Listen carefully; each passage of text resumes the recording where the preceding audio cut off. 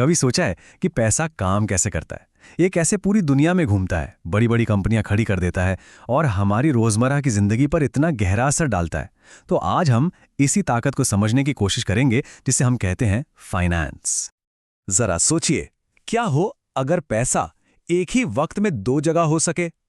मतलब आज के पैसे को भविष्य के लिए काम पे लगाया जा सके, या फिर दुनिया के किसी भी कोने में बैठे किसी बिजनेस में इन्वेस्ट किया जा सके। नहीं, ये कोई जादू नहीं, यही तो फाइनेंस का कमाल है। ये पैसे के लिए एक टाइम मशीन और टेलीपोर्टर जैसा है जो उसकी वैल्यू को वक्त और सरहदों के पार ले जाता है। तो आखिर ये फाइनेंस है क्या? देखिए, आसान शब्दों में कहें तो ये पैसे और संपत्ति का मैनेजमेंट है, लेकिन असल में ये उससे कहीं ज्यादा है। ये भविष्य की प्लानिंग करने, ग्रोथ को रफ्तार देने और सपनों को हकीकत में बदलने का एक जरिया है। ये एक पुल की तरह है जो हमारे आज को हमारे आने वाले कल से जोड़ता है। इसे ऐसे समझिए जैसे हमारी बॉडी में सर्कुलेटरी सिस्टम होता है ना, जो खून को हर हिस्से तक पहुंचाता है। वैसे ही फाइनेंस किसी भी इकोनॉमी का सर्कुलेटरी सिस्टम है।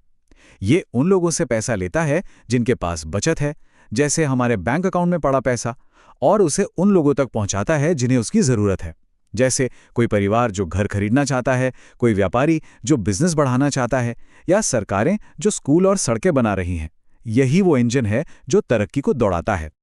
ठीक है, तो ये सिस्टम असल में काम कैसे करता है? ये 3 बड़े एरिया में बटा हुआ है और ये तीनों ही हम सब पर असर डालते हैं। अच्छा, ये स्लाइड एक बड़ी पिक्चर दिखाती है। फाइनेंस सिर्फ बड़ी बड़ी कंपनियों और बैंकों तक ही सीमित नहीं है। ये 3 अलग अलग लेवल पर काम करता है जो एक दूसरे से जुड़े हुए हैं: पर्सनल, कॉर्पोरेट और पब्लिक। चलिए एक एक करके इन्हें समझते हैं। सबसे पहले आता है पर्सनल फाइनेंस। ये सीधे सीधे हमारे पैसों से जुड़ा है। हम कैसे कमाते हैं, कहाँ खर्च करते हैं और अपने पैसे को कैसे बढ़ाते हैं। इसमें बजट बनाना, घर खरीदने के लिए बचत करना, या फिर ये पक्का करना कि रिटायरमेंट के बाद की जिंदगी आराम से गुजरे, ये सब कुछ शामिल है। ये अपने फाइनेंशियल फ्यूचर का कंट्रोल अपने हाथ में लेने जैसा है। पर्सनल से आगे बढ़ते हैं और बात करते हैं कॉर्पोरेट फाइनेंस की। यहां सारा खेल इस बात का है कि कंपनियां अपने पैसे को कैसे मैनेज करती हैं। उन्हें नई फैक्ट्री लगाने के लिए पैसा कहां से मिलता है, वे अपने मुनाफे का क्या करती हैं। ये फैसले न सिर्फ उस कंपनी पर बल्कि उसके कर्मचारियों, कस्टमर्स और पूरी इकोनॉमी पर असर डालते हैं। और आखिर में आता है पब्लिक फाइनेंस। ये इस बारे में है कि सरकारें पैसा कैसे जमा करती हैं और कहां खर्च करती हैं। टैक्स से लेकर स्कूल, अस्पताल और सड़कों जैसी पब्लिक सर्विसेज पर होने वाले खर्च तक सब कुछ इसी में आता है। इसका मकसद ये पक्का करना है कि देश आर्थिक रूप से स्थिर और खुशहाल रहे। तो ये तो हो गए 3 पिलर्स, पर इन सबके पीछे इनके इंजन रूम में क्या चल रहा है? 2 बुनियादी ताकतें हैं जो सब कुछ चलाती हैं। पहली, पैसा बनाने की चाहत, और दूसरी, जो बनाया है उसे खोने का डर। ये इन्वेस्टमेंट और रिस्क के बीच एक क्लासिक बैलेंसिंग एक्ट है। और ये स्लाइड इस बात को बिल्कुल सही तरीके से समझाती है। एक तरफ है ग्रोथ की उम्मीद, मतलब ज्यादा से ज्यादा रिटर्न पाने की कोशिश, और दूसरी तरफ है नुकसान का खतरा, यानी रिस्क। फाइनेंस में लिया गया हर फैसला कहीं ना कहीं इन्हीं 2 ताकतों के बीच संतुलन बनाने की कोशिश होती है। जब बात इन्वेस्टमेंट की आती है तो एक कहावत तो सबने सुनी होगी, अपने सारे अंडे एक ही टोकरी में मत रखो। बस यही है एसेट एलोकेशन। अपने पैसे को अलग अलग जगहों जैसे स्टॉक्स, बॉन्ड्स या रियल एस्टेट में बांटकर रिस्क को कम किया जा सकता है। इसे डाइवर्सिफिकेशन कहते हैं और ये स्मार्ट इन्वेस्टिंग की पहली सीढ़ी है। अब सिक्के का दूसरा पहलू देखते हैं, रिस्क मैनेजमेंट। ये उन सभी चीजों के बारे में है जो गलत हो सकती हैं। क्या होगा अगर कोई कंपनी जिसे उधार दिया है वो पैसे वापस ना चुका पाए? ये है क्रेडिट रिस्क। क्या होगा अगर शेयर बाजार अचानक गिर जाए? ये है मार्केट रिस्क। रिस्क मैनेजर्स का काम ही यही है कि वो इन खतरों को पहचानें और उनसे बचने के लिए प्लान तैयार करें।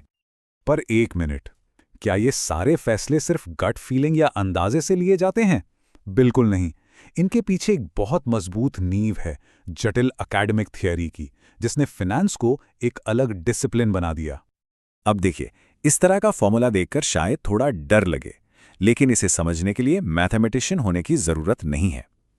मेन पॉइंट यह है कि फाइनेंस सिर्फ भावनाओं पर नहीं चलता। ये सॉलिड मॉडल्स और सिद्धांतों पर बना है जो हमें सोच समझकर फैसले लेने में मदद करते हैं। मतलब ये आर्ट और साइंस दोनों का मिक्सचर है। तो इन सिद्धांतों का असल मतलब क्या है? देखिए, ये हमें भविष्य बताने वाली कोई जादुई गेंद तो नहीं देते, लेकिन हाँ, ये हमें किसी संपत्ति की वैल्यू का अंदाजा लगाने, रिस्क को नापने और बेहतर ऑप्शन चुनने के लिए एक फ्रेमवर्क जरूर देते हैं। ये हमें अनिश्चितता के बीच एक रास्ता दिखाने में मदद करते हैं। फाइनेंस आज भले ही एक मॉडर्न सब्जेक्ट लगता हो, पर इसकी जड़ें वो तो हजारों साल पुरानी हैं, उतनी ही पुरानी जितनी हमारी सभ्यता। ये कोई एक दिन की कहानी नहीं है, ये हजारों सालों का सफर है। इसकी शुरुआत मेसोपोटामिया में अनाज के लेन देन से हुई थी। फिर सिक्के आए, जिससे ट्रेड करना आसान हो गया। फिर स्टॉक एक्सचेंज बने, जिससे कंपनियों को पैसा जुटाने का एक नया तरीका मिला। और आज हमारे पास ऐसे कॉम्प्लेक्स एल्गोरिदम हैं जो पलक झपकते ही करोड़ों के ट्रेड कर देते हैं। तो चलिए अब इन सब बातों को एक साथ जोड़कर देखते हैं।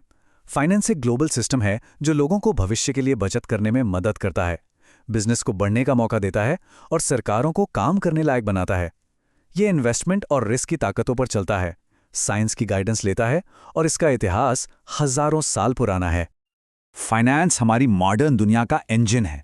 ये इनोवेशन को फ्यूल देता है, ग्रोथ को रफ्तार देता है और हमारी जिंदगी को एक नई दिशा देता है। लेकिन किसी भी पावरफुल टूल की तरह इसका इस्तेमाल अच्छे और बुरे दोनों कामों के लिए हो सकता है। तो सबसे बड़ा सवाल यही है, इस पावरफुल इंजन की ड्राइवर सीट पर आखिर बैठना किसे चाहिए?